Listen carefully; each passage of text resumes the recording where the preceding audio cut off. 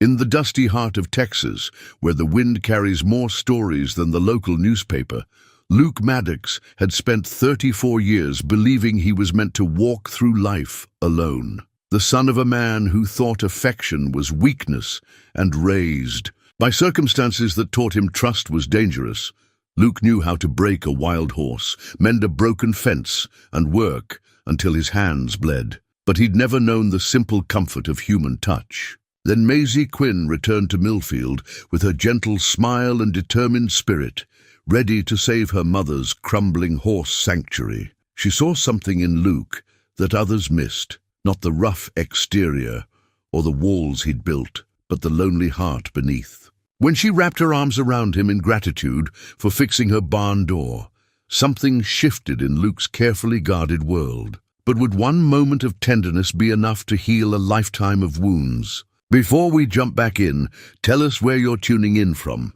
And if this story touches you, make sure you're subscribed, because tomorrow I've saved something extra special for you. The morning sun cast long shadows across the Maddox property as Luke walked the fence line that had defined his world for the better part of 2 decades. His boots crunched against the frost-touched grass, each step a meditation in solitude that had become as natural as breathing. The ritual never changed. Wake before dawn, check the horses, mend what needed mending, and speak to no one unless absolutely necessary. Luke's hands, scarred from years of honest work, ran along the wooden posts with the practiced efficiency of a man who understood that everything eventually breaks down if you don't tend to it. His father's voice still echoed in his memory sometimes, harsh and unforgiving. "A man stands on his own 2 feet, boy.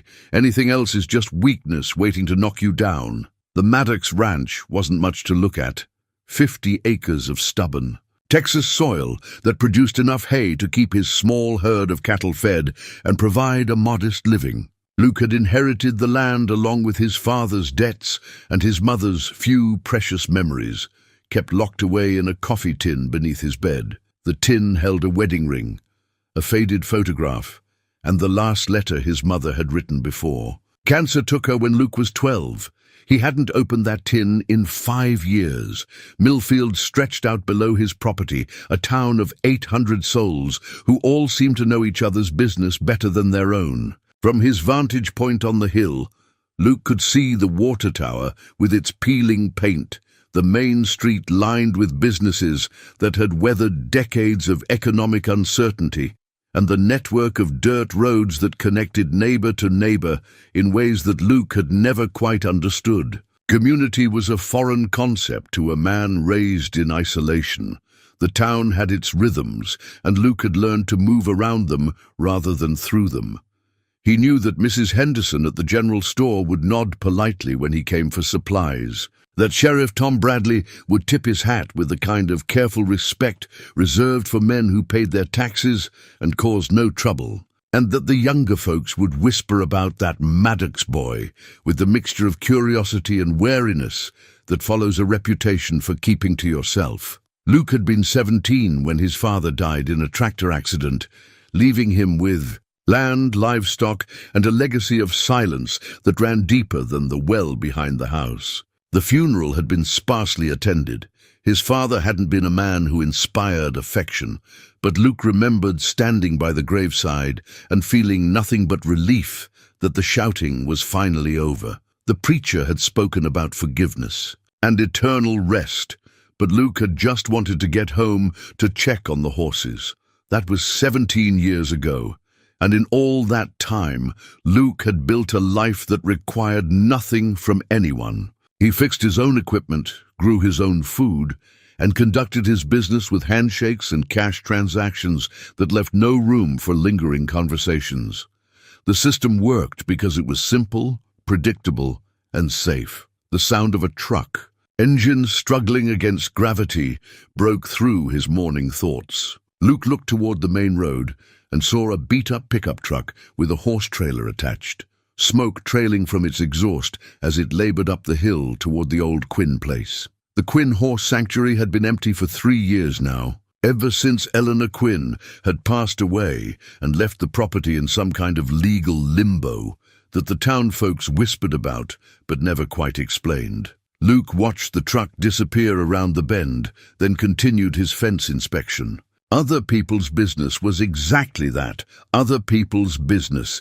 He had learned that lesson the hard way as a child, when curiosity about the neighbors had earned him a belt across the back and a lecture about minding his own affairs. On time, Luke finished his morning routine and headed back to the house for breakfast. The sun had burned off the morning chill and settled into the kind of steady warmth that promised a good day for outside work. He was pouring coffee from the pot he'd made strong enough to strip paint when he heard the sound of someone walking up his driveway. Through the kitchen window, Luke could see a woman approaching the house.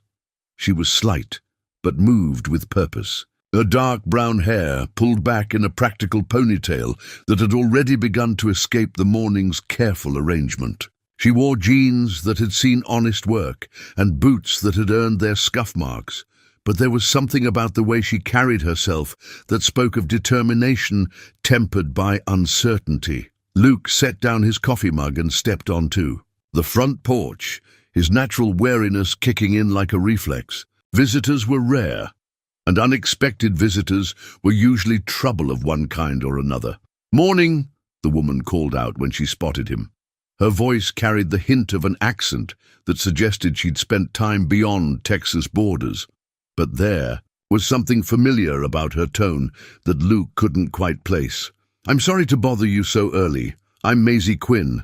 The name clicked into place with the force of a cattle gate swinging shut.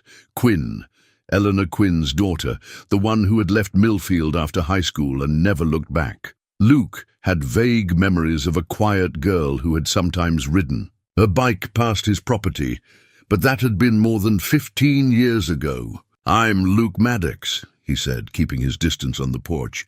"This is the Maddox place."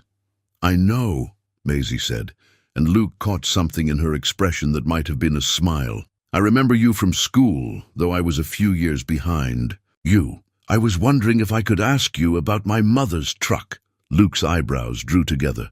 "Don't know anything about your mother's truck. It's broken down about a quarter-mile up the road from here," Maisie explained.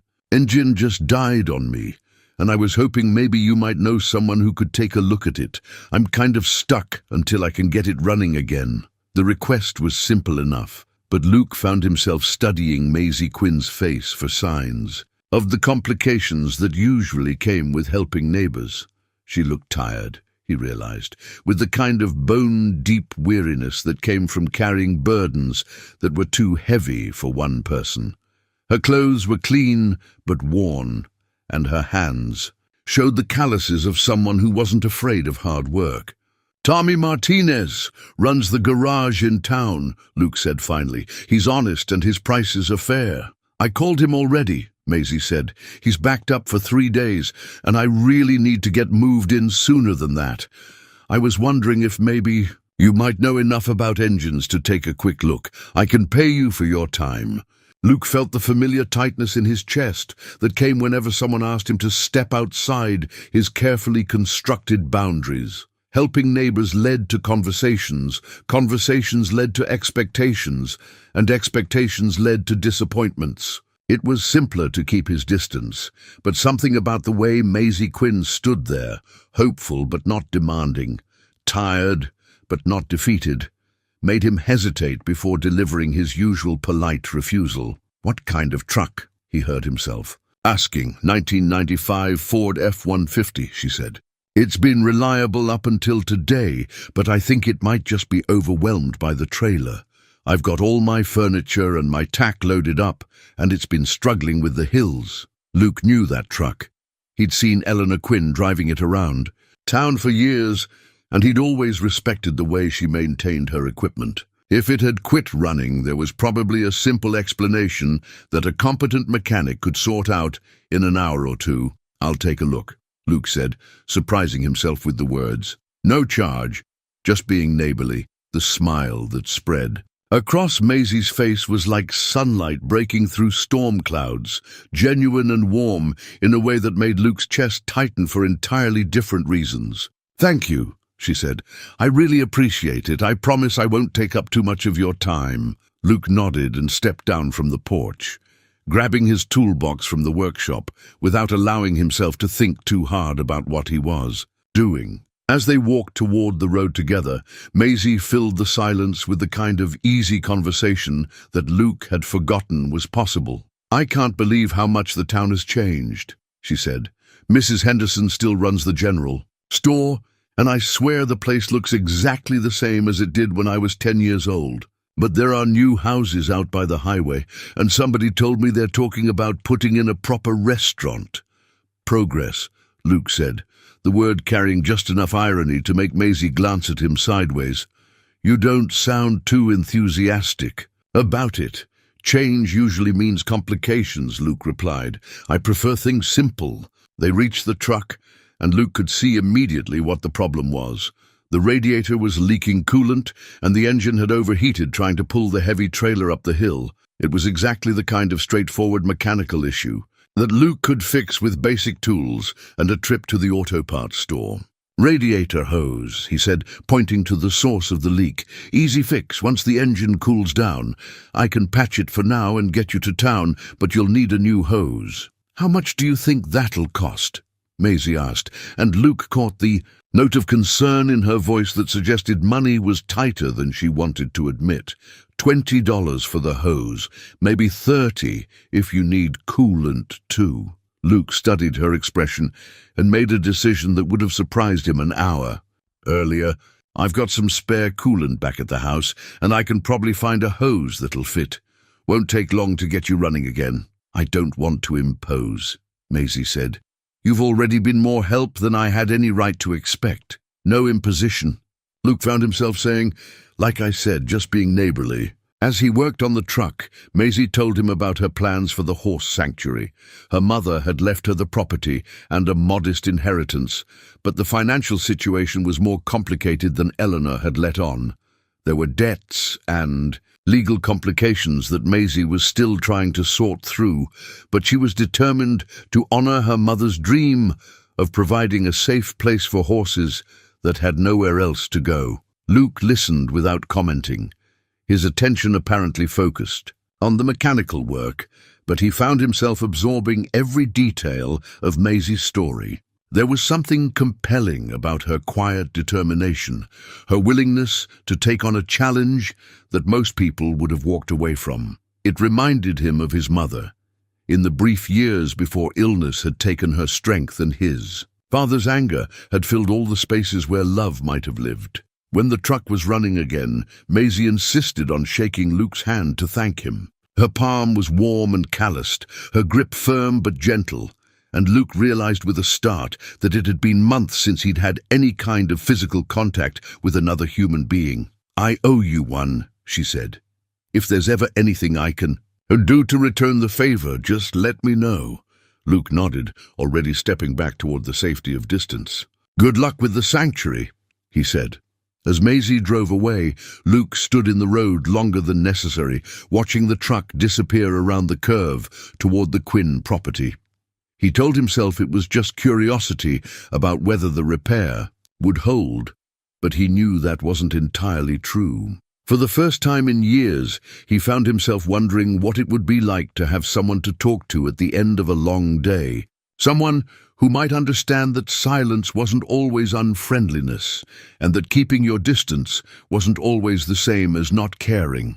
The thought unsettled him enough that he spent the rest of the day working harder than necessary, fixing things that didn't really need fixing and organizing tools that were already organized. By evening, he had almost convinced himself that the encounter with Maisie Quinn was just a momentary disruption in his routine, nothing more than a neighborly gesture that required no follow-up or further thought. But as he sat on his porch after dinner, watching the sun set over the valley, Luke found his gaze drifting toward the Quinn property. Smoke was rising from the chimney for the first time in 3 years, and lights glowed in windows that had been dark for too long. Someone was home again, and despite all his efforts to convince himself otherwise, Luke discovered that the knowledge made him feel something he hadn't experienced in a very long time. He felt less alone. 3 days later, Luke was replacing a section of rotted fence post when he heard the sound of hammering echoing across the valley. The rhythm was irregular, amateur, punctuated by what sounded like frustrated sighs carried on the morning breeze. He tried to ignore it, focusing on the satisfying work of setting a new post in concrete, but the hammering continued with the kind of persistence that suggested someone was determined to finish a job regardless of their skill level. By noon, curiosity had gotten the better of his usual policy of minding his own business. Luke found himself walking toward the property line that separated his land from the Quinn sanctuary, ostensibly to check the fence that ran along the boundary. The hammering had stopped, replaced by the sound of someone talking to themselves in tones that suggested things weren't going according to plan. Through the gap in the oak trees that marked the edge of his property, Luke could see Maisie standing, beside the old barn that had been the centerpiece of Eleanor Quinn's operation. She was holding a hammer in one hand and studying a piece of wood that appeared to have gotten the better of her, her head tilted in the universal pose of someone trying to figure out what went wrong. The barn needed work. That much was obvious, even from a distance. Several boards had come loose from the side wall, and the door hung at an angle that suggested the hinges were failing. It was the kind of repair job that required two people and a fair amount of experience with old buildings that had their own peculiar ways of settling and shifting over time. Luke stood at the fence line for several minutes, telling himself he was just taking a break from his own work. But when he saw Maisie climb onto an unstable-looking ladder to reach the upper wall, something in his chest tightened with a concern that had nothing to do with neighborly politeness. "That ladder's not safe for that kind of work," he called. Out before he could stop himself, Maisie startled at the sound of his voice and looked around until she spotted him standing by the fence. Even from 50 yards away, Luke could see the relief that crossed her face.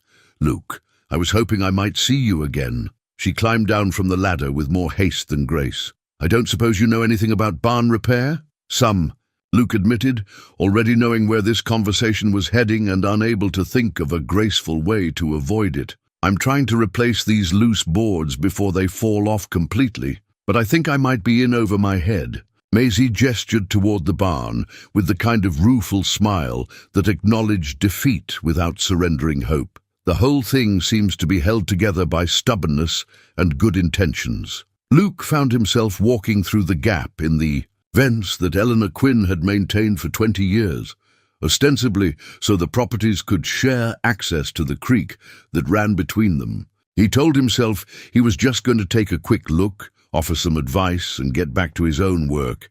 But as he got closer to the barn, Luke could see that the problem was more serious than a few loose boards. The foundation had shifted over, the winter throwing the entire structure slightly out of square. The doorframe was twisted, several support beams were showing stress cracks, and the roof had at least 3 places where shingles had blown off and never been replaced. "This is going to take more than a hammer and some nails," Luke said, running his hand along one of the warped support beams. "That's what I was afraid of," Maisie said. "I called a contractor in town, but he wants $4,000 just to stabilize the structure. I don't have that kind of money right now." Luke studied the barn with the critical eye of someone who had spent years maintaining buildings that were held together by necessity and determination. The work was extensive but not impossible for someone who understood old construction techniques and had access to the right tools. "I could help you fix it," he heard himself saying, the words coming out before his rational mind could intervene with all the reasons why getting involved was a bad idea. "Luke, I can't ask you to do that," Maisie said, but there was hope in her voice that suggested she wanted to be convinced. "This is way more than just being neighborly. You didn't ask. I offered." Luke surprised himself with the firmness in his voice. "I've got the tools and the experience, and it's not like I'm busy with anything that can't wait. What would you charge for something like this?" "Nothing," Luke said, the word coming out more sharply than he'd intended. "I don't do this for money." The silence that followed stretched just long enough to become uncomfortable, and Luke realized that his response had revealed more about his character than he usually allowed strangers to see. Maisie was studying his face with the kind of careful attention that suggested she was trying to understand something important. "Then let me at least feed you while you work," she said finally. "I'm not much of a cook, but I can manage breakfast and lunch, and there's always coffee." Luke nodded, already wondering what he'd gotten himself into, but unable to think of a way to back out that wouldn't make him look like a fool or a coward.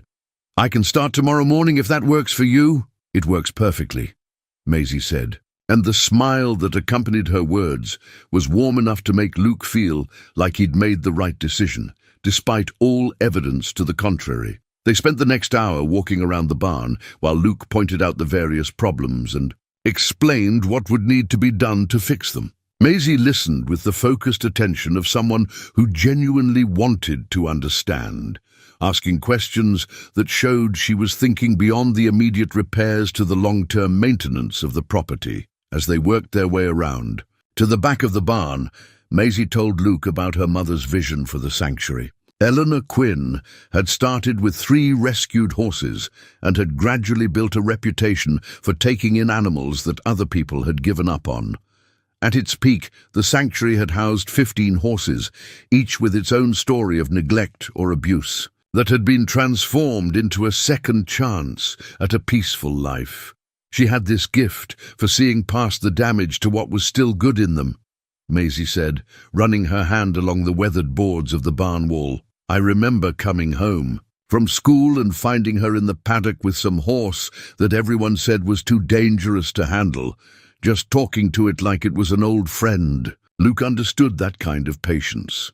He'd spent enough time with damaged animals to know that healing took time, and that trust was something that had to be earned rather than demanded. There was something in the way Maisie talked about her mother's work that suggested she had inherited more than just the property. "You planning to take in horses yourself?" Luke asked. "That's the idea," Maisie said. "There are 3 coming next week, all senior horses that their owners can't afford to keep anymore. Nothing dramatic, just animals that need a safe place to live out their remaining years." The conversation was interrupted by the sound of a car pulling into the driveway.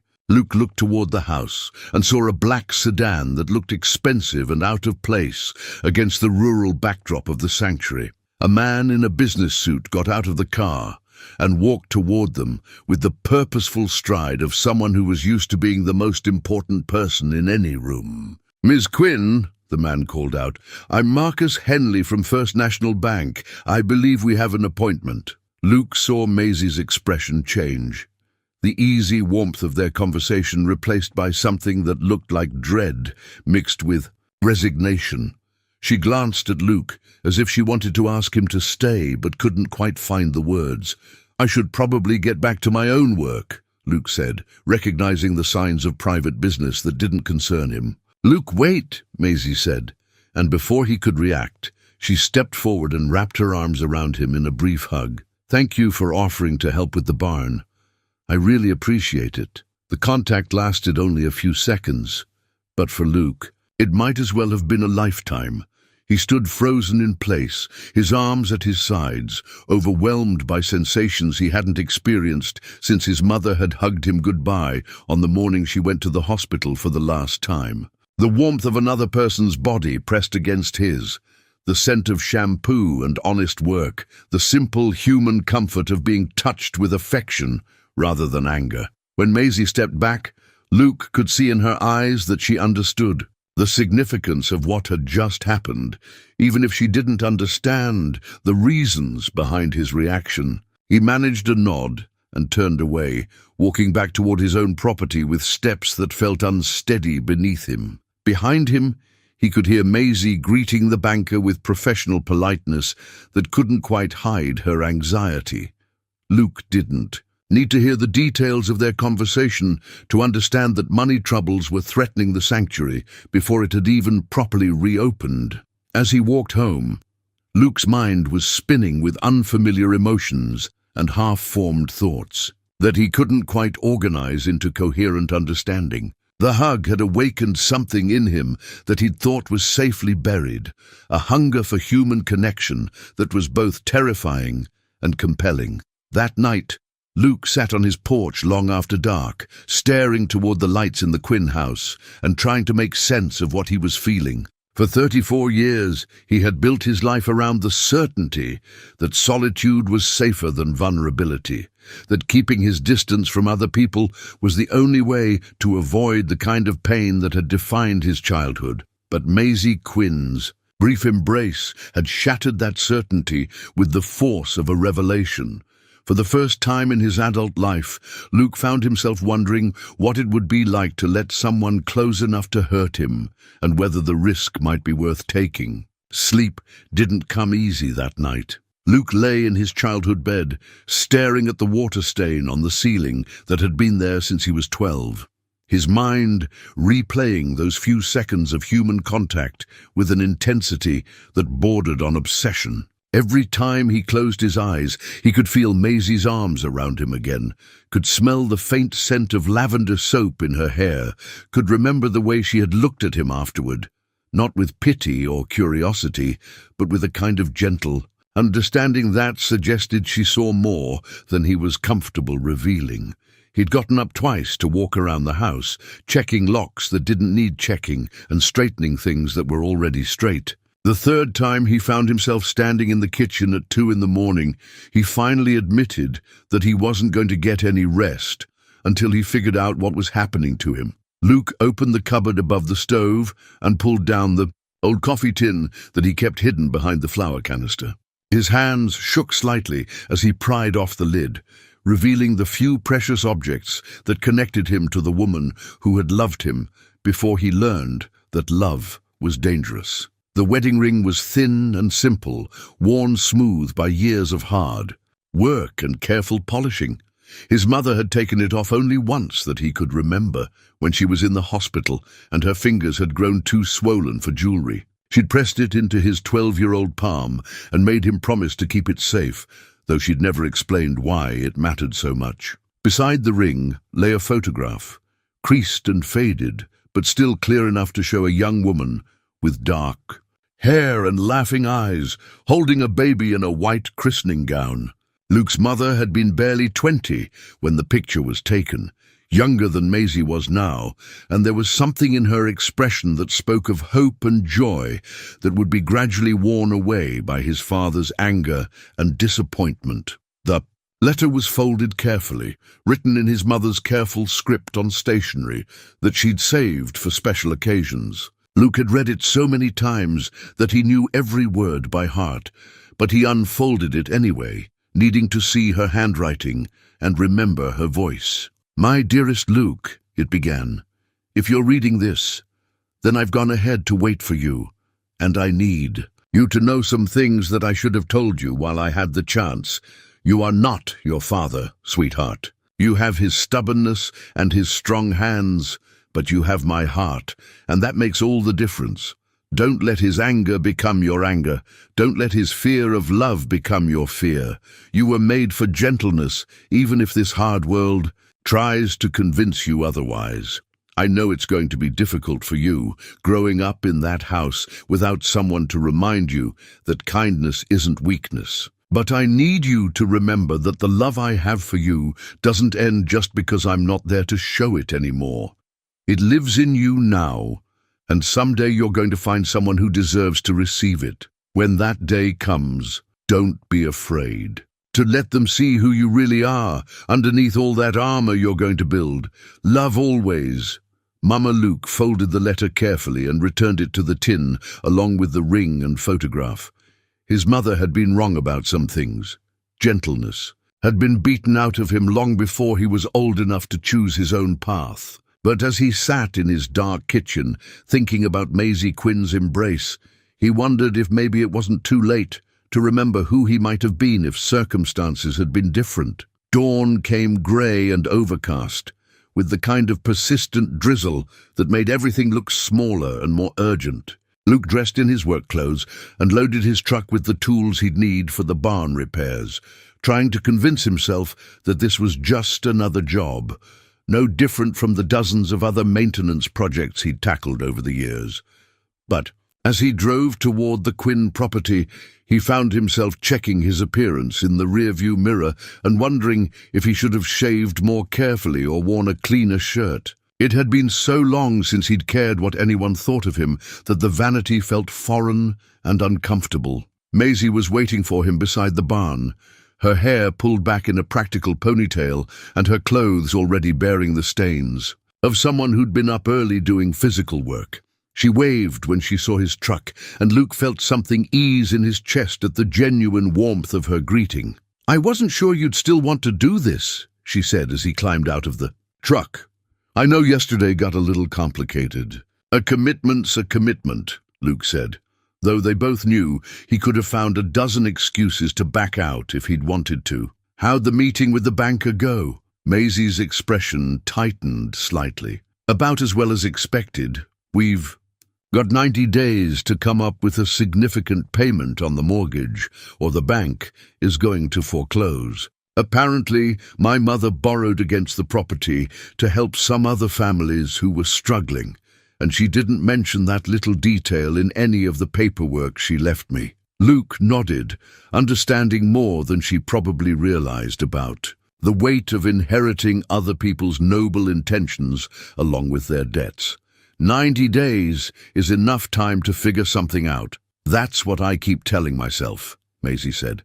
"But I'm going to need to get the sanctuary operational a lot faster than I originally planned. Having a safe, functional barn is going to be essential for attracting donations and potential sponsors." They spent the morning working in companionable silence, Luke directing the structural repairs while Maisie helped with the simpler tasks that didn't require specialized knowledge.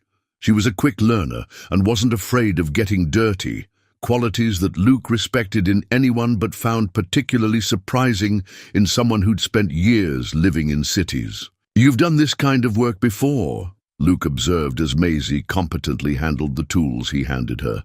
"My mother made sure I knew how to fix things," Maisie said. "She always said that if you're going to live in the country, you need to be able to solve your own problems, because help might be a long time coming." Luke found himself thinking about his own childhood, about all the times he'd watched his father struggle with repairs that required patience and precision rather than brute force. His mother had been the one with gentle hands and a talent for coaxing broken things back to usefulness, but his father had never let her near anything he considered men's work. Around noon, they broke for lunch, sitting on the tailgate of Luke's truck and sharing the sandwiches that Maisie had prepared that morning. The conversation was easier than Luke had expected, filled with practical discussions about the best way to approach the remaining repairs and Maisie's plans for the horses that would be arriving soon. "I know this might sound presumptuous," Maisie said as they were finishing their meal, "but I get the feeling you understand animals the way my mother did. There's something about the way you move around them, like you're listening to what they're not saying." Luke considered this observation, surprised by its accuracy. "Animals don't lie about what they need," he said finally. "They don't pretend to be something they're not, and they don't expect you to be anything other than what you are. Makes them easier to understand than most people." "Is that why you prefer living alone?" The question was asked gently, without judgment, but Luke felt his defenses rising automatically. He'd learned long ago that personal questions led to personal revelations, and personal revelations led to vulnerability that could be used against him later. "I prefer things simple," he said, using the same words he'd offered 3 days earlier. "Simple isn't always the same as easy," Maisie said, and there was something in her tone that suggested she understood more about his choices than he was comfortable with. Luke nodded and stood up, ready to get back to work and away from conversations that probed too close to truths he wasn't ready to examine. But as they returned to the barn, he found himself thinking about her words and wondering if maybe the life he'd built for himself was more about avoiding difficulty than pursuing simplicity. The afternoon passed quickly, with Luke focused on the technical challenges of stabilizing the barn's foundation while Maisie worked on cleaning and organizing the interior space. They developed an easy rhythm of cooperation, anticipating each other's needs and moving around each other with the kind of efficiency that usually took weeks to develop. As the sun began to set, Luke realized that he'd spent an entire day working alongside another person without feeling the usual tension that came from being observed and evaluated. Maisie didn't ask unnecessary questions, didn't offer unwanted advice, and didn't seem to expect conversation when silence was more comfortable. "We made good progress today," she said, as they cleaned up their tools. "I think we might actually be able to get this finished before the horses arrive." Luke nodded, surprised by how much he was looking forward to continuing the work tomorrow. For the first time in years, he had something to anticipate beyond the routine maintenance of his solitary life. "Same time tomorrow?" Maisie asked. "I'll be here," Luke said, and meant it more than he cared to admit. The next morning brought the first genuinely warm day of spring, with clear skies and the kind of gentle breeze that made outdoor work feel like a privilege rather than a chore. Luke arrived at the sanctuary to find Maisie already busy in the barn, mucking out stalls and preparing the space for its new occupants. She looked up when she heard his truck, and the smile that lit her face made something shift in Luke's chest that he was beginning to recognize as happiness. "Perfect timing," she called out. "I just put on a fresh pot of coffee, and I think I might have figured out what's wrong with the water system." Luke followed her to the small office that Eleanor Quinn had built into one corner of the barn. It was a practical space with a desk, filing cabinets, and a small kitchenette that had seen better days. The coffee pot was indeed brewing, filling the air with the rich aroma that Luke had come to associate with civilized mornings. The previous owners rigged up some kind of gravity-fed system for the water troughs, Maisie explained, pointing to a hand-drawn diagram that someone had tacked to the wall. "But I think one of the main lines is blocked somewhere between the well and the barn." Luke studied the diagram, recognizing his neighbor's methodical approach to problem-solving. Eleanor Quinn had been an engineer before she'd turned to horse rescue, and her solutions tended to be both elegant and practical. "That's probably why your water pressure in the house is so low," Luke said. "If the main line is partially blocked, it's affecting the whole system. Is that something we can fix ourselves, or do I need to call a plumber?" Luke considered the question, while accepting the mug of coffee that Maisie offered him. It was strong and hot, exactly the way he preferred it, and he found himself wondering if she'd remembered his preference from their previous conversations, or if they simply shared similar tastes. "Depends on where the blockage is," he said. "If it's in the line itself, we might be able to clear it with a snake or high-pressure water. If it's a collapsed pipe, that's a bigger job." They spent the next hour tracing the water lines from the well to the various buildings on the property. Luke had brought a metal detector that could locate buried pipes, and Maisie proved surprisingly adept at interpreting the readings and marking the path of the main line. The work required them to move in close coordination, with Luke operating the detector while Maisie marked the ground with spray paint. Several times, their hands brushed as they traded tools or pointed out landmarks, and Luke found himself becoming less startled by the casual contact. It wasn't the overwhelming experience that the hug had been, but rather a gradual acclimatization to the idea that human touch didn't have to be threatening. "Found it," Luke announced, as the detector began beeping insistently near the corner of the barn. "There's definitely something here that doesn't belong." They dug carefully, working together to excavate the area around the buried pipe. About 3 feet down, they found the problem. A section of PVC pipe that had been crushed by the weight of a large boulder that had somehow worked its way into the soil over the years. "How do you suppose that got there?" Maisie asked, wiping sweat from her forehead and leaving a streak of dirt across her cheek. "Frost heave, probably," Luke said. "Happens when the ground freezes and thaws repeatedly. Rocks can migrate quite a distance over time. As they worked to remove the boulder and replace the damaged pipe, their conversation gradually shifted from the technical details of the repair to more personal topics. Maisie told Luke about her years working in Denver, managing a non-profit organization that provided job training for veterans transitioning to civilian life. "It was rewarding work," she said, "but I always felt like I was treating the symptoms rather than addressing the real problem. These men and women had given so much to serve their country, and then they came home to a system that didn't know how to value what they had to offer." Luke found himself thinking about his own brief stint in the military, the 2 years he'd spent trying to escape Millfield and his father's legacy before realizing that geography couldn't solve the problems he carried inside himself. He'd come home after his father's death with skills he'd never used and experiences he'd never shared with anyone. "What made you decide to come back here?" he asked. "Honestly, I was tired of feeling like I didn't belong anywhere," Maisie said. "I loved the work I was doing, but I missed having roots.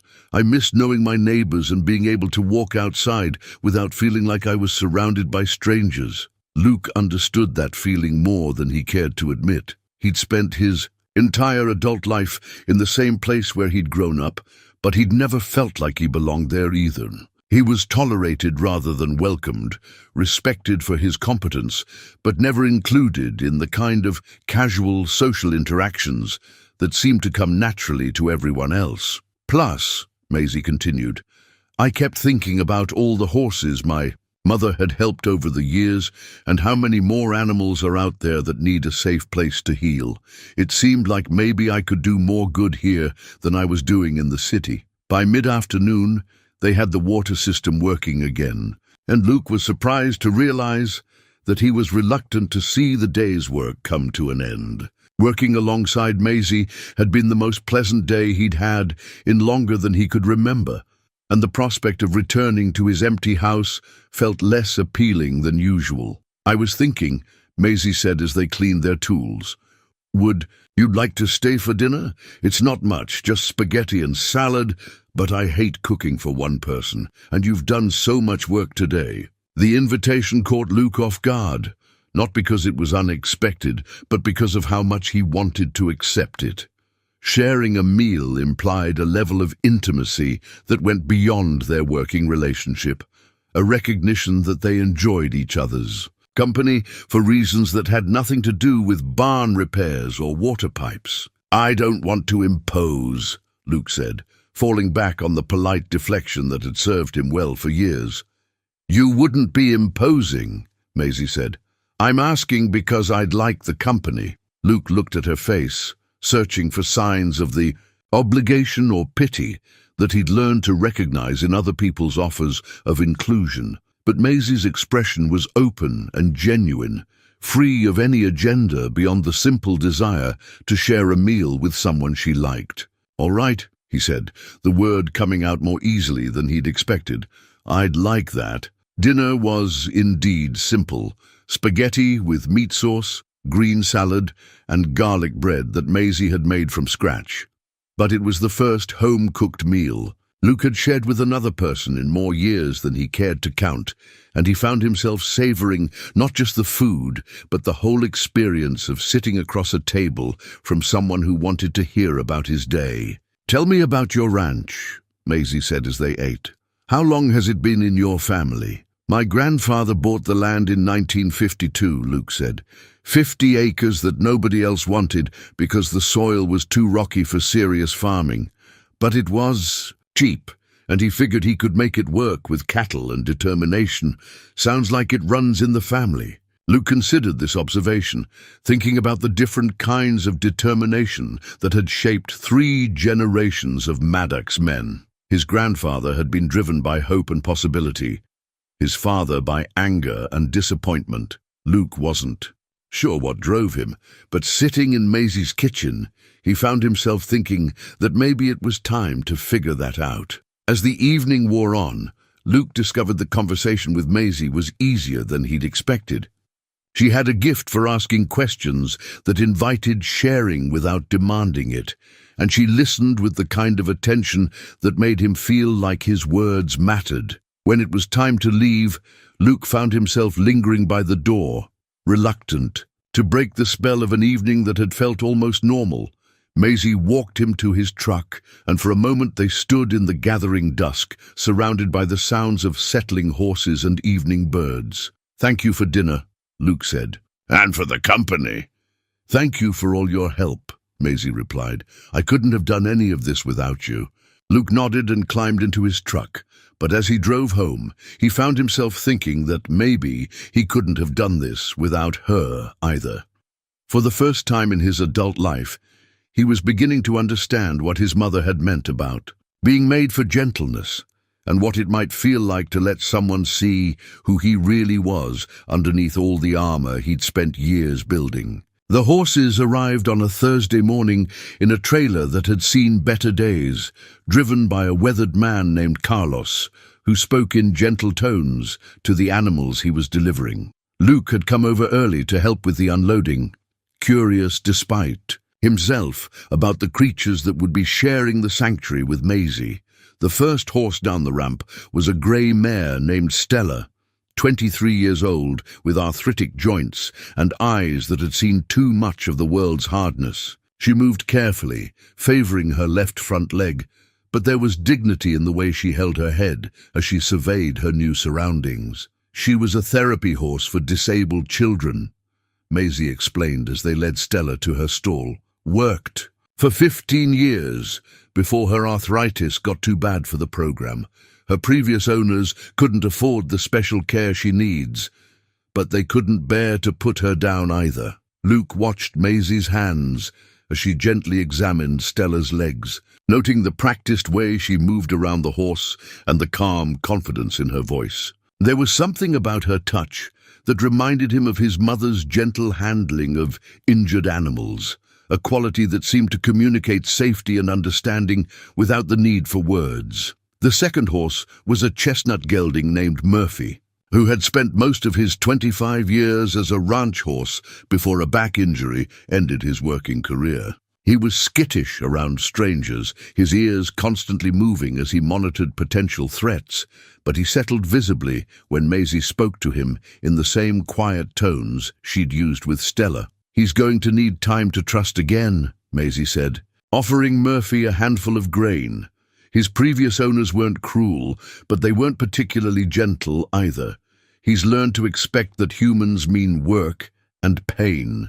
Luke understood that kind of wariness. He found himself studying Murphy's defensive posture and recognizing something familiar in the way the horse kept his distance while simultaneously watching for signs of kindness. The third horse was the smallest, a pinto mare named Rosie, who had been rescued from a neglect situation.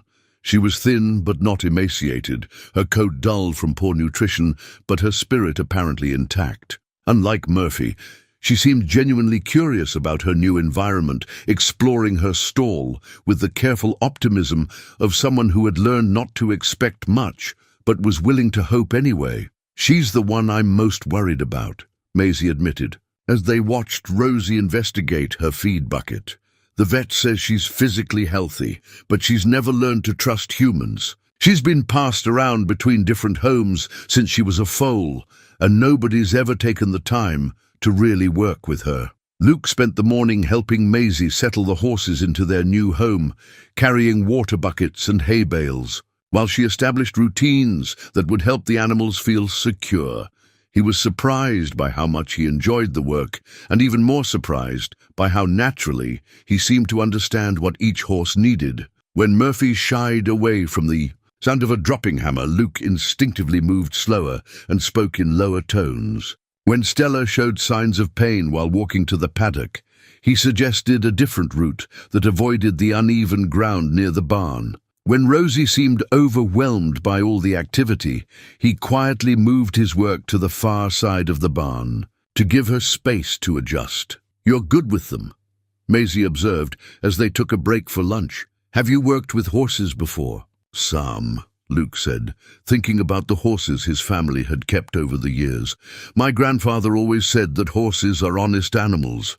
They'll tell you exactly what they're thinking if you know how to listen. Your grandfather sounds like he was a wise man.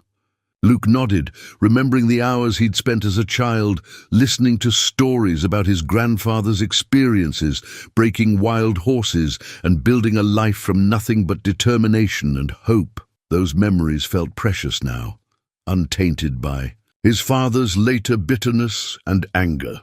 "He died when I was 8, Luke said, but I remember him being patient with everything, animals, people, even broken equipment. My father always said patience was just another word for weakness, but I think maybe my grandfather understood something that my father never did." The admission surprised Luke with its openness. He wasn't used to sharing family history with anyone, but something about working alongside Maisie made personal conversation feel natural rather than threatening. "What do you think your grandfather understood?"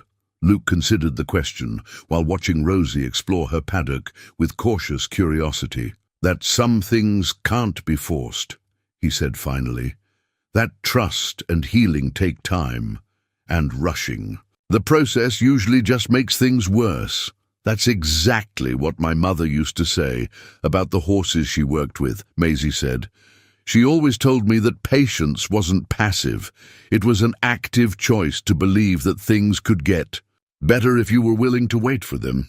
They spent the afternoon establishing routines for the horses' care, with Maisie teaching Luke the specific needs of each animal, and Luke contributing practical solutions for making the daily work more efficient. By evening, they had developed a system that would allow one person to manage all 3 horses while still providing individual attention to each. As they finished the evening feeding, Luke found himself reluctant to leave. The sanctuary felt alive in a way that his own property never had, filled with purpose and the quiet satisfaction that came from caring for creatures that needed help. For the first time in years, he was part of something larger than his own survival. "I was thinking," Maisie said as they cleaned the feed buckets, "would you be interested in helping me on a regular basis? I know you have your own ranch to manage, but I could really use someone who understands animals the way you do."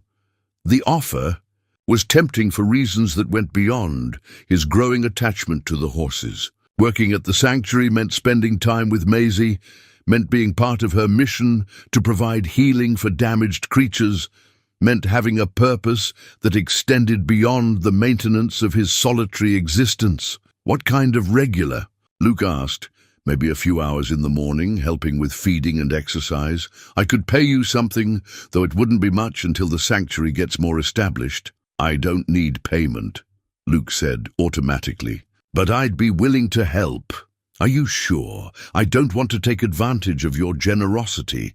Luke looked around the barn, taking in the sight of 3 horses who had found safety and care because Maisie had been willing to take on their troubles. He thought about his mother's letter, about her belief that he was made for gentleness, about the possibility that maybe it wasn't too late to become the person she had seen in him. "I'm sure," he said. "I'd like to be part of this." That night, Luke sat on his porch with a bottle of beer and watched the lights in the Quinn house, thinking about the changes that had come into his life over the past 2 weeks. The scared, defensive man who had reluctantly helped fix a stranger's truck seemed like someone from a distant past, replaced by someone who was willing to commit to caring for other living creatures. He thought about his father's empty liquor bottle, still sitting in the kitchen cupboard where Luke had left it years ago as a reminder of what he was determined not to become.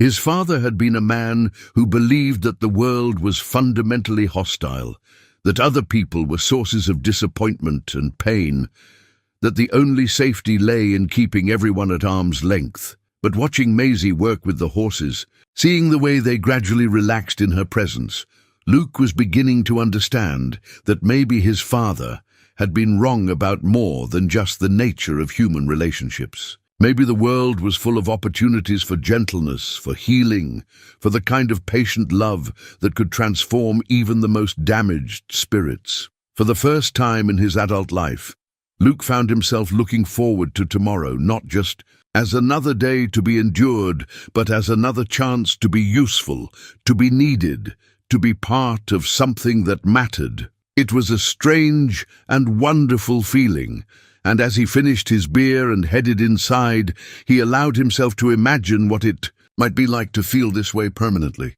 The morning routine at the sanctuary quickly became the best part of Luke's day. He found himself waking earlier than necessary, eager to check on the horses and spend those quiet dawn hours working alongside Maisie before the rest of the world demanded their attention.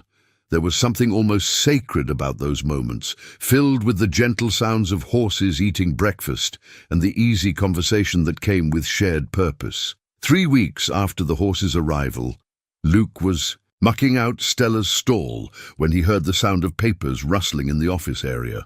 Through the open door, he could see Maisie sitting at the old desk with a shoebox full of documents spread out before her, her expression troubled as she sorted through what appeared to be financial records. "Find something interesting?" Luke asked, setting aside his pitchfork and joining her in the small office space. "More like something concerning," Maisie said, holding up a yellowed piece of paper. "I've been going through all of my mother's records, trying to get a complete picture of the sanctuary's finances, and I keep finding evidence of loans and payments that don't make sense." Luke studied the document she handed him. It was a promissory note in Eleanor Quinn's handwriting, promising to pay back a sum of money to someone named Rodriguez within 90 days.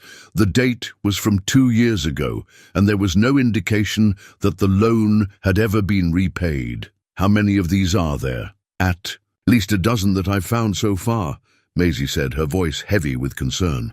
"Small amounts mostly, between $500 and $2,000 each, but they add up to more than $15,000 in total." Luke whistled softly. "That's a lot of money for someone on a fixed income. The thing is, I can't figure out what she needed the money for.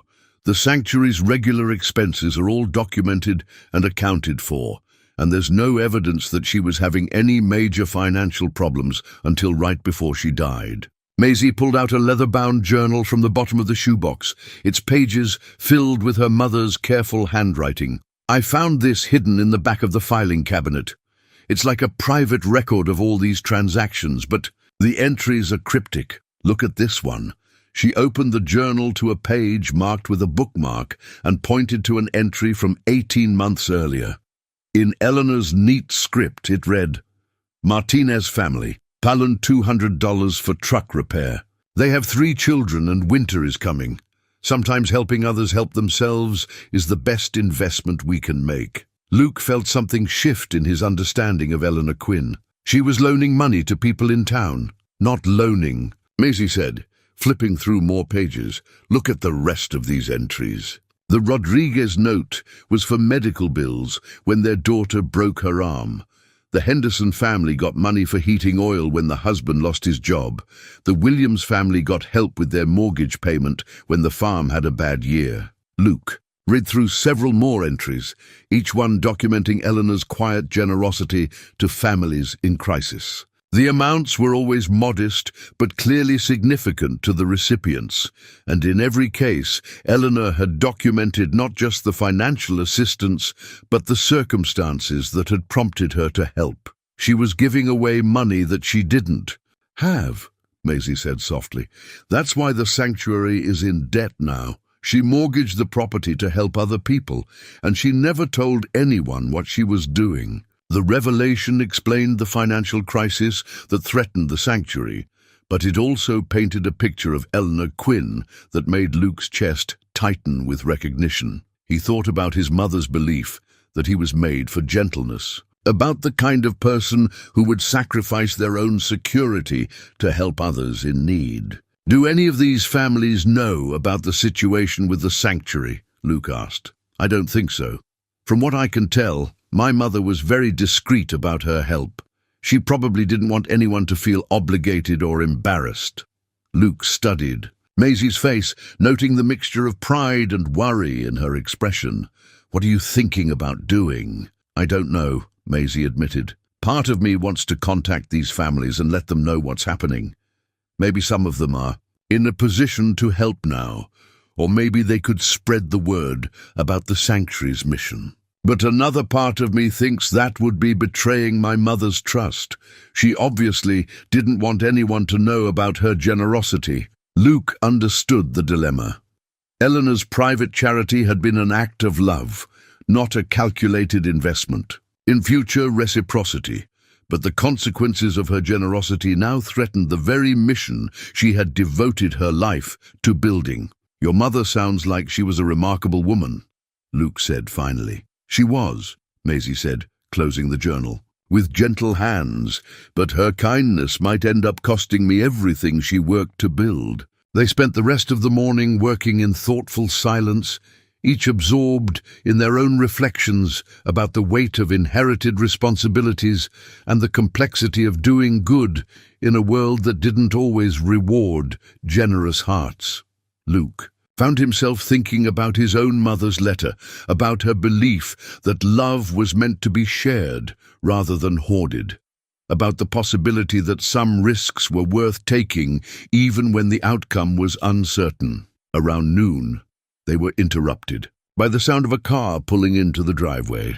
Luke looked out to see Sheriff Tom Bradley climbing out of his patrol car, his expression serious in a way that suggested this wasn't a social visit. "Maisie Quinn," Sheriff Bradley called out as he approached the barn. "That's me," Maisie said, stepping out to meet him.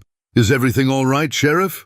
"I'm afraid I've got some troubling news," Bradley said, his voice carrying the careful neutrality of someone delivering unpleasant official business. "I've been asked to serve you with some legal papers regarding the property." Luke felt his muscles tense as Bradley handed Maisie a manila envelope.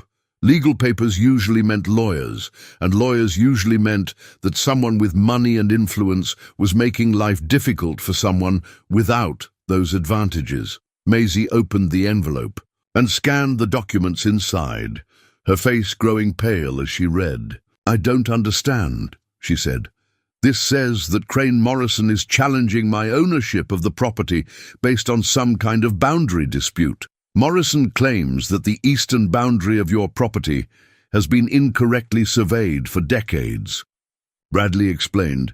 "He's filed a lawsuit alleging that approximately 15 acres of what you think is your land actually belongs to his ranch." Luke felt anger rise in his chest like a sudden fever. Crane Morrison was one of the wealthiest ranchers in the county, a man who had built his empire by acquiring struggling properties and consolidating them into his ever-expanding operation. The idea that he would target a horse sanctuary run by a woman who was already struggling financially struck Luke as both predictable and despicable. 15 acres, Maisie repeated, her voice hollow. That would include the main pasture and the southern paddocks. Without that land, the sanctuary wouldn't be viable. "I'm sorry to be the bearer of bad news," Bradley said, "but you'll need to respond to this lawsuit within 30 days, and I'd strongly recommend getting yourself a lawyer." After the sheriff left, Maisie sank down on a hay bale, the legal documents clutched in her hands. Luke could see the weight of accumulated challenges settling on her shoulders like a physical burden. "This is Morrison's way of forcing me out," she said quietly. "Even if his claim is completely bogus, I can't afford to fight a lengthy legal battle. He knows that." Luke looked at the papers over her shoulder, studying the technical language that was designed to intimidate rather than inform. But beneath the legal jargon, he could see the outline of a strategy that was both ruthless and effective. "We'll figure something out," he said, the words coming out with more conviction than he felt. "We?" Maisie looked up at him, her eyes bright with unshed tears. "Yes, we," Luke said firmly. "You're not facing this alone." It was the first time in his adult life that Luke had voluntarily committed himself to someone else's fight.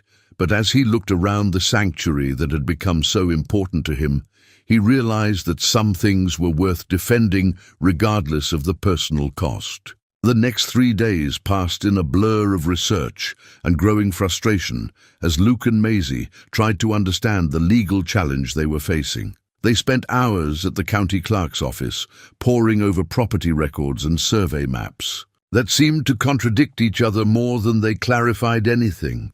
The boundary dispute that Morrison claimed was straightforward appeared to be anything but simple when examined closely. Luke found himself thinking about people he'd served. Within the military, men and women who had become experts at navigating bureaucratic systems and cutting through official obfuscation. On Thursday evening, he made a phone call to his former sergeant, Maria Santos, who had retired from the army and now worked as a paralegal in San Antonio. "Luke Maddox," Maria said when she answered the phone, her voice warm with genuine pleasure. "I was wondering when you'd finally call. How are you doing, you old hermit?" "I'm doing well, Maria. Better than I have in a long time, actually." Luke found himself smiling at the familiar sound of her voice. "But I'm calling because I need some advice about a legal situation." Luke explained the circumstances of Morrison's lawsuit, describing the boundary dispute and the financial pressures that made it impossible for Maisie to mount an effective defense. Maria listened without interrupting, occasionally asking for clarification on technical details. "This sounds like a classic land grab," Maria said when Luke finished his explanation. "Rich guy uses the legal system to squeeze out someone who can't afford to fight back. But you know what, Luke? Sometimes these bullies make mistakes when they get too confident." "What kind of mistakes?" "The kind where they don't do their homework properly before they file their paperwork. Tell me, has anyone actually done a professional survey of the disputed boundary?" Luke thought about the documents they'd reviewed. "Morrison's lawsuit references a survey from 1987, but I haven't seen any recent work." "That's interesting. Property boundaries can shift over time, especially in areas with significant water features or geological changes. And sometimes old surveys were just plain wrong to begin with." Maria paused, and Luke could hear the sound of typing in the background. "Listen, I've got a friend who does investigative research for law firms. Her name is Carmen Rodriguez, and she specializes in property disputes. Let me give her a call and see if she'd be willing to take a look at your situation." "Maria, I can't afford to pay for professional research." "Who said anything about paying?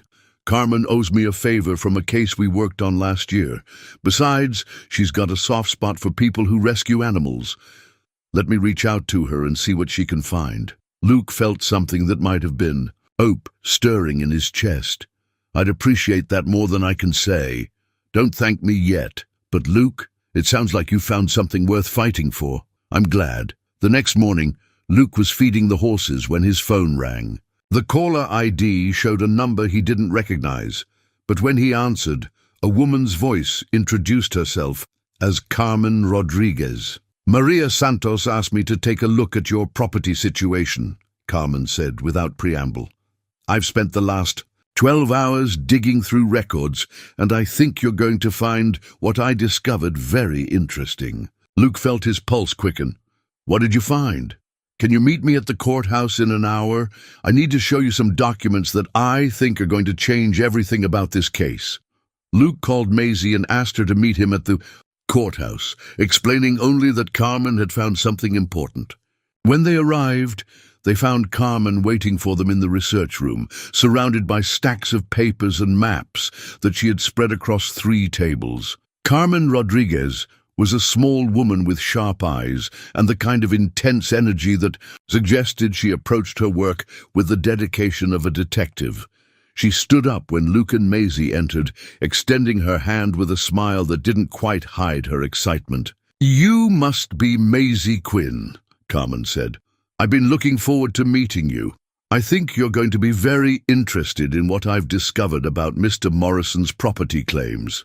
She led them to a table covered with survey maps and legal documents, some of which appeared to be quite old. "Let me start with what Morrison's lawsuit claims," Carmen said, pointing to a modern map that showed the disputed boundary. "According to his filing, this eastern boundary of your property has been incorrectly surveyed since the 1960s, and these 15 acres rightfully belong to his ranch." "That's what the papers say," Maisie confirmed. "Right?" But here's where it gets interesting. Carmen pulled out a folder filled with older documents. I went back to the original land grants from when this area was first settled. Your property was established in 1923 as part of a homestead grant to the Quinn family. Morrison's ranch was assembled over time from multiple smaller properties that he purchased between 1975 and 1995. Luke studied the older maps, noting the careful survey marks and property descriptions that had been used to establish the original boundaries. Now, look at this, Carmen continued, pulling out a document that was yellow with age. This is the original survey of Morrison's ranch from 1976, when he bought the first parcel adjacent to your family's land. According to this survey, the boundary between the properties follows the creek bed for approximately 2 miles before turning due north. That matches what we've always understood about our boundary, Maisie said. Exactly.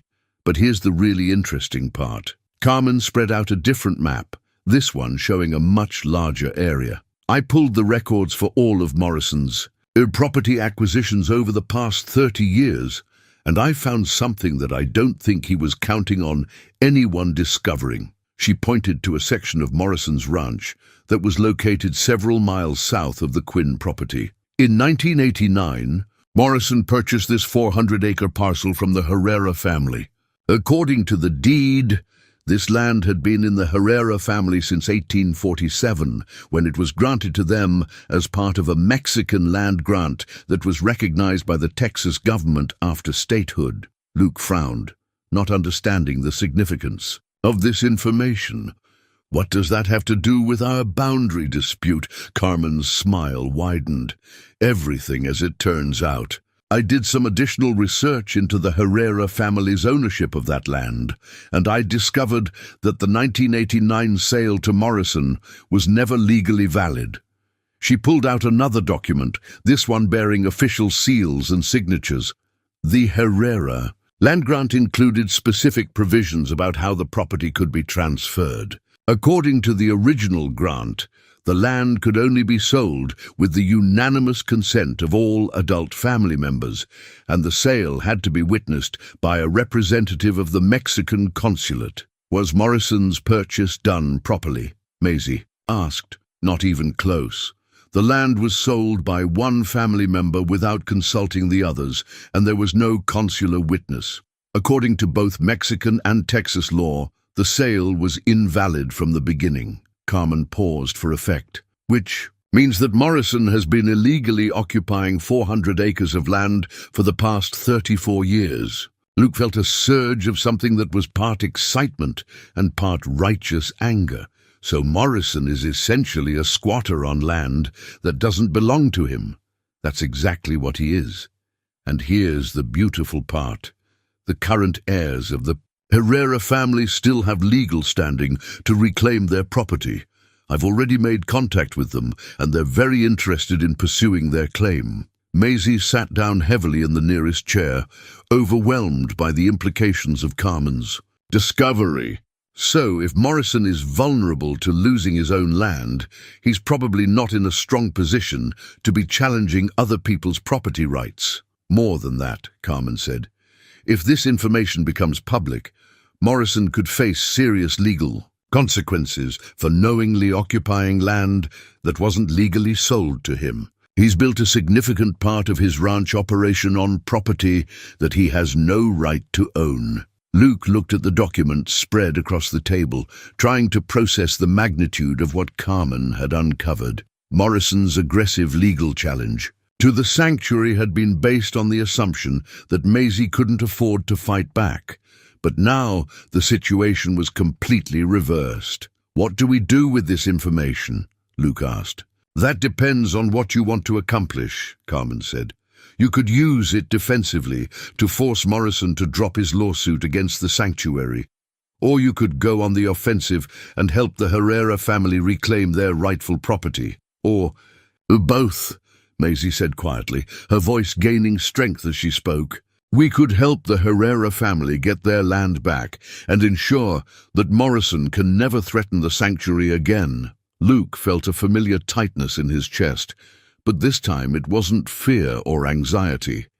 It was the feeling of standing at a crossroads, where the choice he made would define not just his own future, but the kind of person he wanted to be. "How do we contact the Herrera family?" he asked. Carmen's smile was answer enough. For the first time since Sheriff Bradley had delivered Morrison's legal papers, Luke felt like they had a chance not just to save the sanctuary, but to right a wrong that had been festering for more than 3 decades. As they left the courthouse, with Carmen's research carefully organized in a manila folder, Luke realized that the scared, isolated man who had reluctantly helped fix a stranger's truck was gone completely. In his place stood someone who was ready to fight for justice, for the people he cared about, and for the belief that sometimes the powerful could be held accountable for their actions. The transformation felt both gradual and sudden, like waking up from a long sleep to discover that the world was full of possibilities he'd never allowed himself to imagine. The meeting with the Herrera family was scheduled for the following Saturday at the community center in Millfield. Luke spent the week leading up to it in a state of nervous anticipation that was entirely foreign to his usual emotional landscape. For years, his biggest concerns had been managing his own property and avoiding unnecessary complications. Now he found himself at the center of a legal strategy that could reshape the power dynamics of his entire community. On Friday evening, as he sat on his porch watching the sunset over the valley, Luke retrieved the small wooden box from his bedroom that held his military medals. He hadn't looked at them in 5 years, hadn't thought about the man he'd been during those 2 years of service when he'd learned that he was capable of courage under pressure. The bronze star felt heavier than he remembered, its ribbon faded but the metal still bearing the shine of earned honor. He'd received it for actions during a supply convoy that had come under attack, for making decisions under fire that had saved the lives of 3 fellow soldiers. At the time, the recognition had felt both overwhelming and inadequate. Overwhelming, because he'd never thought of himself as particularly brave. Inadequate, because courage seemed like too small a word for the complex mixture of fear, determination, and love for his fellow soldiers that had driven his actions. Luke closed the box and returned it to its place in his dresser drawer. He wouldn't need the medals for what was coming, but he needed to remember the man who had earned them. That soldier had understood something about standing up for what was right, about protecting people who couldn't protect themselves, about the responsibility that came with having the strength to make a difference. Saturday morning dawned clear and cool, with the kind of crisp air that made everything seem sharper and more vivid. Luke arrived at the sanctuary early to help Maisie with the morning feeding, but they both moved through their routine with distracted efficiency, their minds already focused on the afternoon's meeting. "Are you nervous?" Maisie asked as they finished with the horses. "Terrified," Luke admitted, surprising himself with his honesty. "I've never been involved in anything like this before." "Me neither. But I keep thinking about my mother and all those families she helped quietly over the years. She never backed down from doing what she thought was right, even when it cost her everything." Luke nodded, understanding the weight of inherited responsibility and the desire to honor someone's memory through action rather than just words. "Your mother would be proud of what you're doing." "I hope so. But Luke, I want you to know that if this gets too complicated or dangerous, I'll understand if you need to step back. You've already done more than anyone had a right to expect." Luke looked at her face, noting the mixture of determination and concern in her expression. Over the past 6 weeks, Maisie had become the center of his world in ways that he was still trying to understand. The thought of stepping back, of returning to his old life of careful isolation, felt like contemplating voluntary blindness after. Learning to see, "I'm not going anywhere," he said. "We're in this together." The community center was already busy when they arrived for the 2 o'clock meeting. Carmen Rodriguez had driven down from San Antonio with a box full of legal documents and copies of all her research. The Herrera family had come from 3 different cities, 2 brothers, a sister, and several adult children who had learned about their family's legal claim only days earlier. Luke was introduced to Miguel Herrera, a man in his 60s who worked as a high school principal in Austin, and his younger brother Carlos, who ran a construction company in Houston. Their sister Eleanor had driven in from Dallas with her 2 adult sons, both of whom were lawyers specializing in real estate law. "We want to thank you for bringing this situation to our attention," Miguel said, as they gathered around the large table in the center's main room. "Our family has always known that something wasn't right about the sale of our grandfather's land, but we never had the resources to investigate it properly." Carmen spread out the documents that proved the illegality of Morrison's land acquisition, walking the Herrera family through the legal framework that supported their claim. Elena's sons asked detailed questions about statutes of limitations and the process for challenging decades-old property transfers, but Carmen's research had anticipated most of their concerns. "The beautiful thing about this situation," Carmen explained, "is that Morrison has actually strengthened your case by making improvements to the property over the years. Under Texas law, those improvements become part of the land value that he'll have to compensate you for if he wants to keep the property. And if he can't afford to pay fair market value for 400 acres plus 30 years of improvements?" Carlos asked. "Then he loses the land," Carmen said simply, "which gives us significant leverage in negotiations about the boundary dispute with the sanctuary." As the meeting progressed, Luke found himself taking on an unexpected role as a bridge between the different parties. His knowledge of local politics and personalities helped the Herrera family understand the dynamics they were dealing with, while his military experience gave him insight into the strategic thinking that would be necessary to outmaneuver Morrison's aggressive tactics. "Morrison's not going to back down easily," Luke warned. "He's used to getting his way through intimidation and superior resources. When he realizes that strategy isn't going to work this time, he might escalate to more desperate measures." "What kind of desperate measures?" Elena asked. Luke thought about Morrison's reputation in the community, about the stories that circulated quietly about his methods for acquiring properties from struggling landowners. Harassment, probably. Maybe some form of economic pressure. If he has any business relationships with members of your family, possibly vandalism or other forms of intimidation.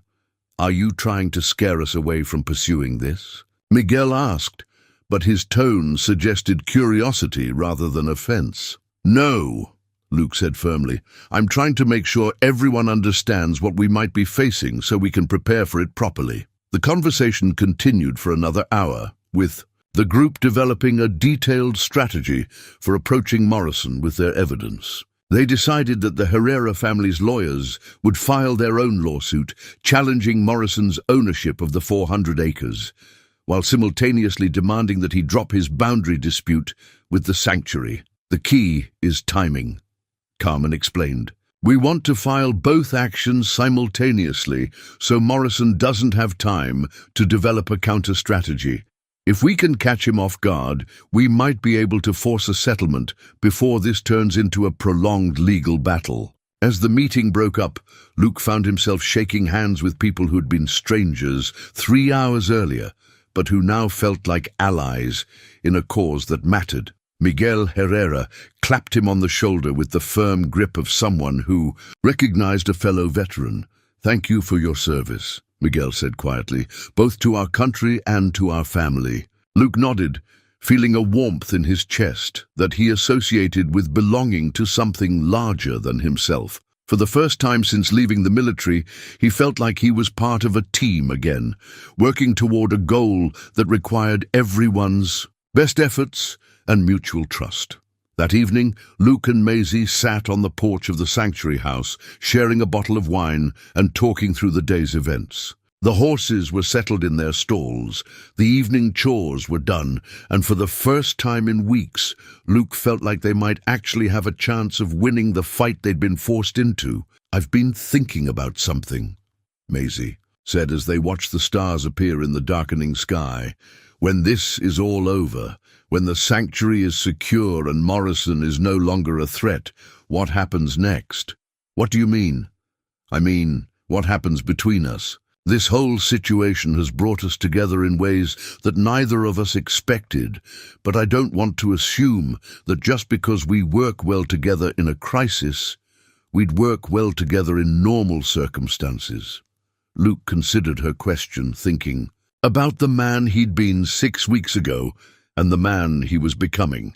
The old Luke would have deflected the question, would have found a way to avoid examining his feelings too closely. But the new Luke, the one who was willing to fight for what mattered, couldn't hide from the truth of what he felt. "I love you," he said, the words coming out with surprising ease. "I didn't expect it, and I don't entirely understand it.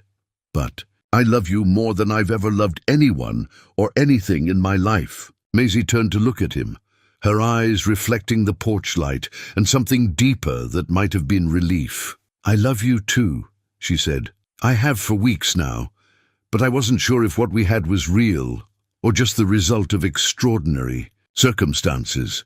"It's real," Luke said, reaching for her hand and marveling at how natural the gesture felt. "At least it's real for me." "For me too," Maisie said, squeezing his fingers. "So what do we do about it?" Luke thought about his mother's letter, about her belief that he was made for gentleness and love, about the possibility that some risks were worth taking even when the outcome was uncertain. "We build something together," he said. "The sanctuary. Our lives, whatever comes next, we build it together."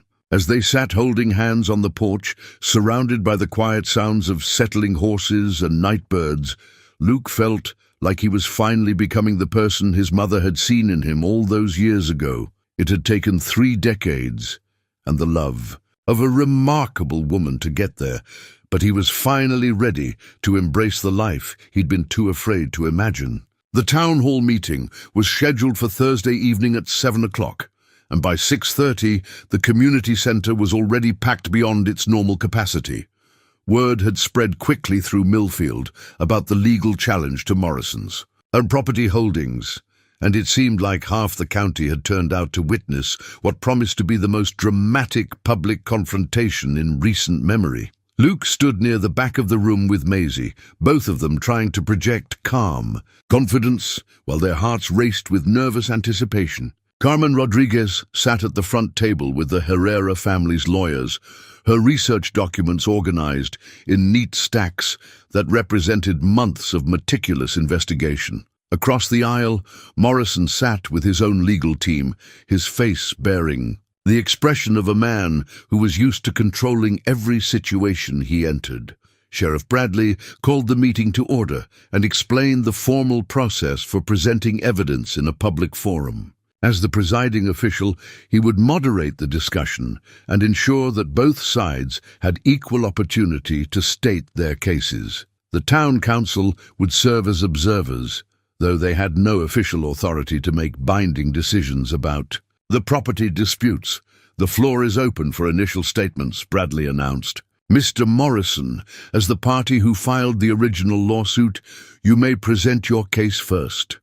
Morrison stood up slowly, his movements deliberate and confident. He was a big man who had spent 60 years learning how to dominate rooms through sheer physical presence, and he used that presence now to maximum effect. "Ladies and gentlemen," Morrison began, his voice carrying the authority of someone who was accustomed to being obeyed. "I've lived in this community for 45 years. I've employed hundreds of local people, supported local businesses, and contributed more tax revenue than any other single landowner in the county. I think I've earned the right to expect that my property rights will be respected."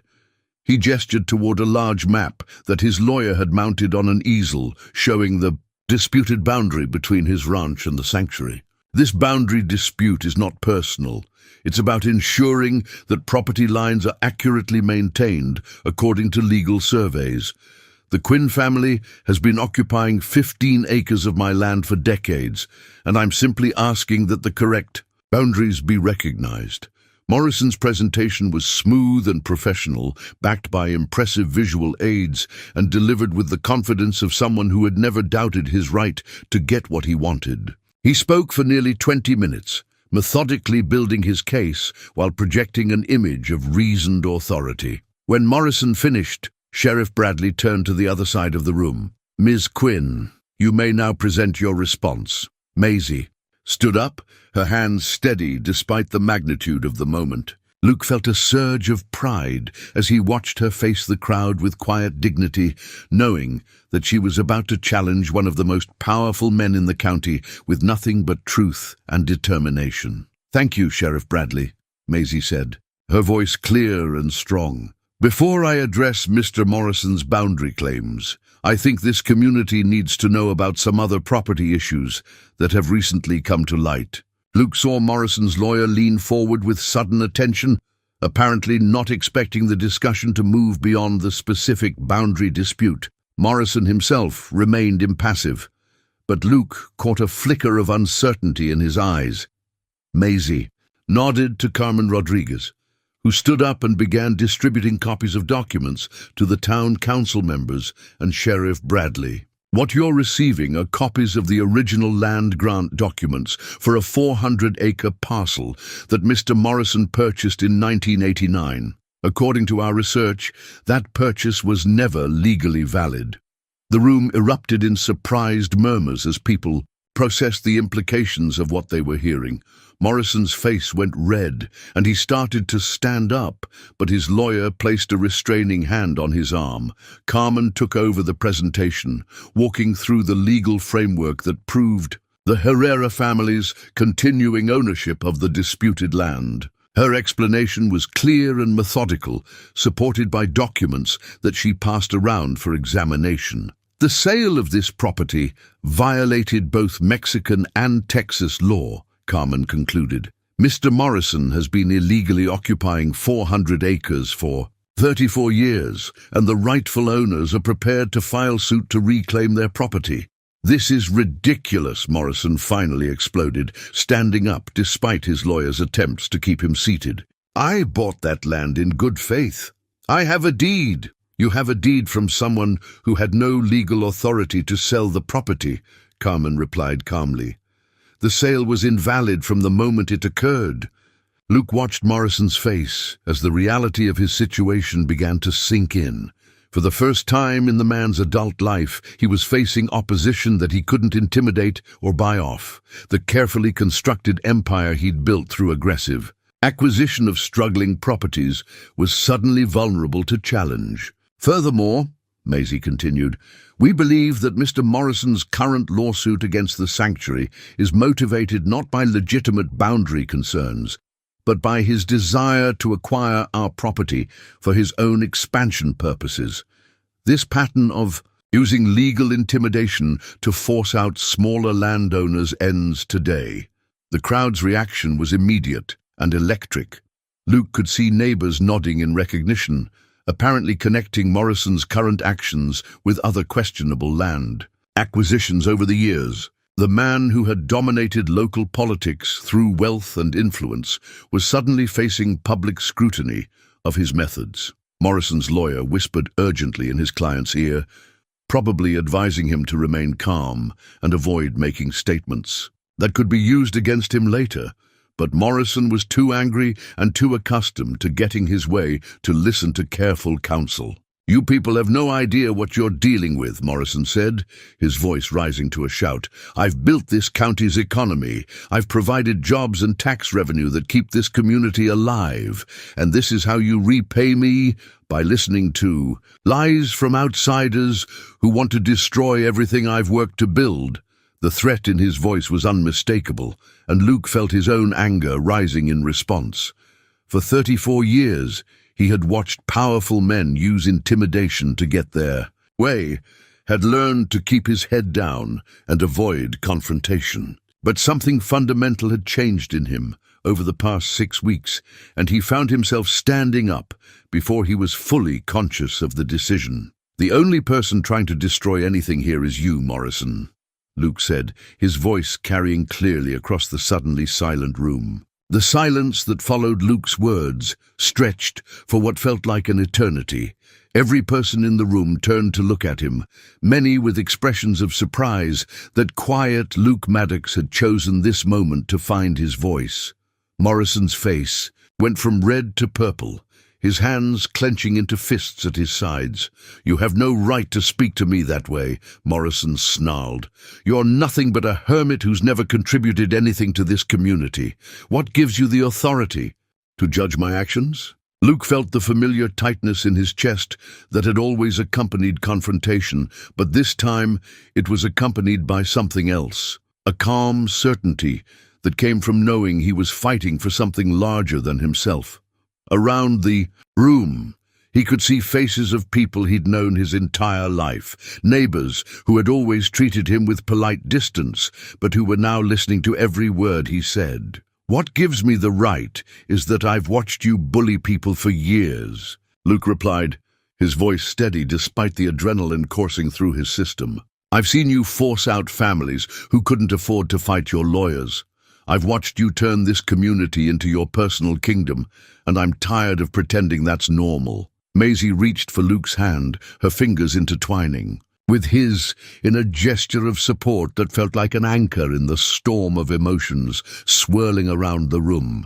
The simple touch reminded him that he wasn't alone anymore, that he had something worth protecting and someone who believed in him. "You want to talk about contribution to the community?"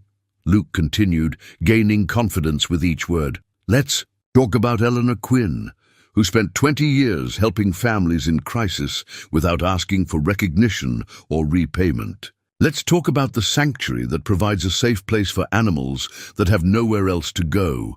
That's the kind of contribution that actually matters." Morrison took a step forward, his size and obvious anger making several people in the front row lean back in their chairs. "You don't know what you're talking about, Maddox.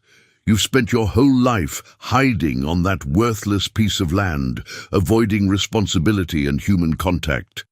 Don't pretend you understand anything about leadership or community building." The words hit closer to home than Luke cared to admit. For most of his adult life, Morrison's assessment would have been accurate. Luke had hidden from the world, had chosen isolation over engagement, had convinced himself that safety lay in avoiding all risks that involved other people. But as he looked around the room, Luke realized that everything had changed. The scared, defensive man who had lived in fear of becoming like his father was gone, replaced by someone who understood that real strength came not from dominance, but from the willingness to stand up for what was right. "You're absolutely correct about who I used to be," Luke said, his voice growing stronger with each word. "I did spend years hiding from the world, avoiding responsibility and human connection. But that changed when I met Maisie Quinn and learned what it means to be part of something larger than myself." He turned slightly to address the crowd rather than just Morrison, drawing strength from the faces of people he'd grown up with but had never really known. "I've learned that real leadership isn't about accumulating power or intimidating people into submission. It's about service, about protecting the vulnerable, about building something that makes the whole community stronger. Enough of this nonsense." Morrison shouted, his composure finally cracking completely. "You people are making a serious mistake if you think you can challenge me. I have resources that you can't imagine, and I will use every one of them to protect what's mine." Sheriff Bradley stood up from his position at the moderator's table, his hand resting on his duty belt in a gesture that was both casual and clearly meaningful. "Mr. Morrison, I'm going to need you to lower your voice and return to your seat. This is a public forum, not a place for threats." But Morrison was beyond listening to reason. Years of getting his way through intimidation had convinced him that volume and aggression were always effective tools, and he couldn't adapt to a situation where those tactics were not only ineffective but actively damaging to his position. "Threats?" Morrison laughed bitterly. "These people are trying to steal my property based on century-old paperwork and fabricated legal theories. I'm the one being threatened here." Carmen Rodriguez stood up calmly, her professional demeanor a stark contrast to Morrison's emotional outburst. Mr. Morrison, the documents supporting the Herrera family's claim are a matter of public record. If you believe our research is incorrect, you're welcome to present contradicting evidence. I don't have to prove anything to you people, Morrison snapped. I've been paying taxes on that land for 34 years. I've made improvements worth millions of dollars. No court in Texas is going to take that away based on some technicality about Mexican land grants. Miguel Herrera stood up slowly, his dignity and calm serving as another contrast to Morrison's increasingly erratic behavior. Mr. Morrison, my family doesn't want to destroy your livelihood. We want justice for a wrong that has gone uncorrected. For too long, if you're willing to negotiate in good faith, we can find a solution that works for everyone. The only solution is for you people to drop this ridiculous claim and stop interfering with my legitimate business interests, Morrison replied. And if you won't do that voluntarily, I'll make sure you regret it. The threat was explicit enough that Sheriff Bradley stepped forward, his expression serious. Mr. Morrison, I'm going to need you to clarify what you mean by that statement. Morrison looked around the room, apparently realizing for the first time that his outburst had been witnessed by dozens of community members and recorded by the local newspaper reporter. His lawyer was frantically trying to get his attention, probably hoping to stop him from saying anything else that could be used against him in court. But Morrison's anger and pride wouldn't let him back down gracefully. I mean that I will use every legal resource at my disposal to protect my property rights and my reputation, and anyone who thinks they can intimidate me into submission is going to learn otherwise. Luke felt Maisie squeeze his hand, and when he looked at her face, he saw not fear, but resolve. They had exposed Morrison's illegal actions and challenged his authority in the most public way possible. Whatever came next, they would face it together. Then I guess we'll see you in court, Luke said quietly, his words carrying clearly in the stunned silence that had fallen over the room. For the first time in his adult life, Luke Maddox had chosen to fight rather than hide, and as he looked into Morrison's furious face, he felt nothing but calm certainty that he was finally on the right side of a battle that mattered. 6 months later, Luke stood in the workshop behind the sanctuary barn, carefully sanding the wooden sign that would mark the entrance to the newly expanded Quinn Maddox Horse Sanctuary. The letters were carved deep into the oak board, each one shaped by hand with the patience and precision that had become his signature approach to everything that mattered. Maisie had suggested the joint name, and Luke had found that seeing their names linked together in carved wood felt like a promise made tangible. The legal battles had concluded 3 months earlier with a settlement that surprised everyone except Herman Rodriguez, who had predicted from the beginning that Morrison's position was ultimately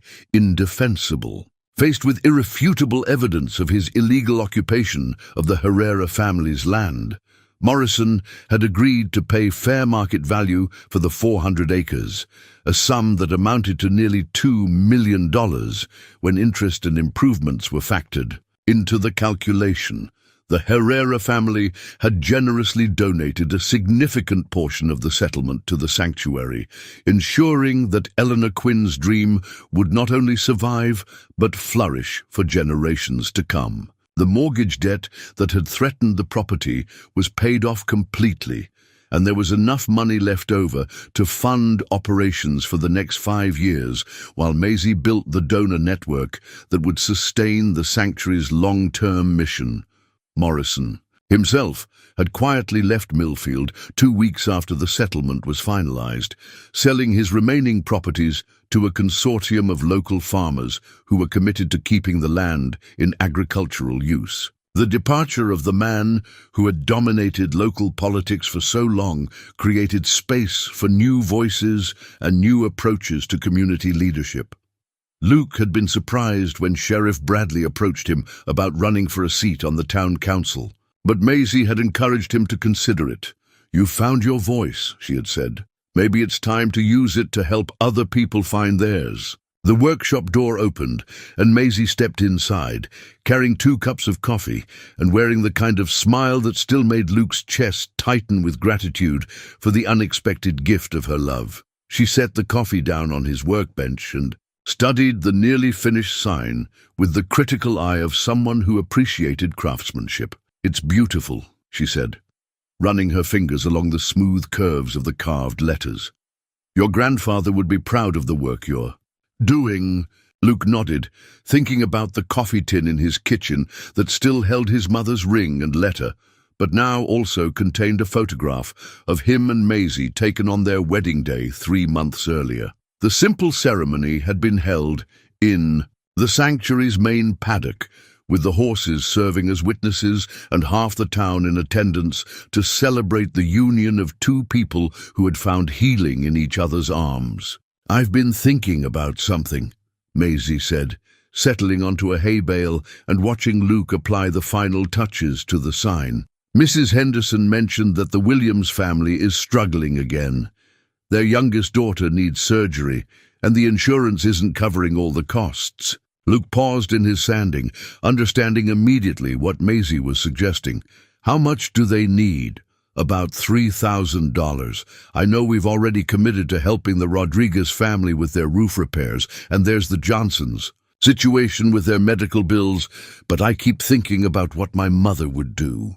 Luke smiled, recognizing the echo of Eleanor Quinn's quiet generosity in her daughter's words. Over the past 6 months, he and Maisie had continued Eleanor's tradition of helping struggling families, but they had done it openly, creating a formal assistance fund that allowed the community to participate in supporting its most vulnerable members. "The fund can handle 3,000, Luke said, "and if it can't, we'll find a way to make it work."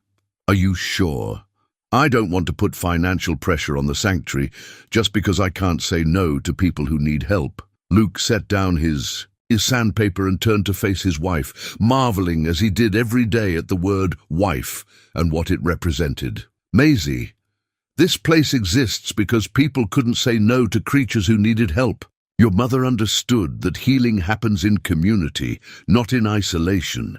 If we can help the Williams family, we should help them." Maisie nodded, her expression reflecting the same contentment that Luke felt when he considered how dramatically their lives had changed. The sanctuary now housed 8 horses, each one representing a story of rescue and recovery that paralleled their own journey from isolation to connection. Murphy, the skittish gelding who had arrived with trust issues, now served as a therapy horse for children with autism, his gentle patience apparently unlimited when it came to small humans who understood what it meant to feel different from everyone else. Stella had become the sanctuary's ambassador, greeting visitors with the dignity of an elder stateswoman who had earned her peaceful retirement. Rosie had blossomed under consistent care and now served as a companion horse for new arrivals who needed reassurance that safety was possible. "I got a call from the state veterinarian this morning," Maisie said. "There's a situation in East Texas where authorities seized 12 horses from a neglect case. They need temporary placement while the legal proceedings work their way through the courts." Luke considered the logistics of expanding their operation again. The new barn was nearly finished, and the additional pasture land they had purchased with part of the Herrera settlement could easily accommodate more animals. More importantly, they now had a network of volunteers and supporters who could help with the increased workload. How soon do they need an answer? Next week, but Luke taking on 12 horses at once would be a significant commitment. "I want to make sure you're comfortable with that level of expansion." Luke thought about the man he'd been a year earlier, living alone on his ranch and convinced that safety lay in avoiding all complications that involved other people. That man would have been terrified by the prospect of taking responsibility for 12 additional lives. But the man he'd become understood that some responsibilities were privileges, that caring for others was not a burden, but a gift. "Let's do it," he said. "We have the space, we have the resources, and most importantly, we have each other." Maisie crossed the workshop and wrapped her arms around him, and Luke realized with wonder that the embrace which had once overwhelmed him with its unfamiliarity now felt like the most natural thing in the world.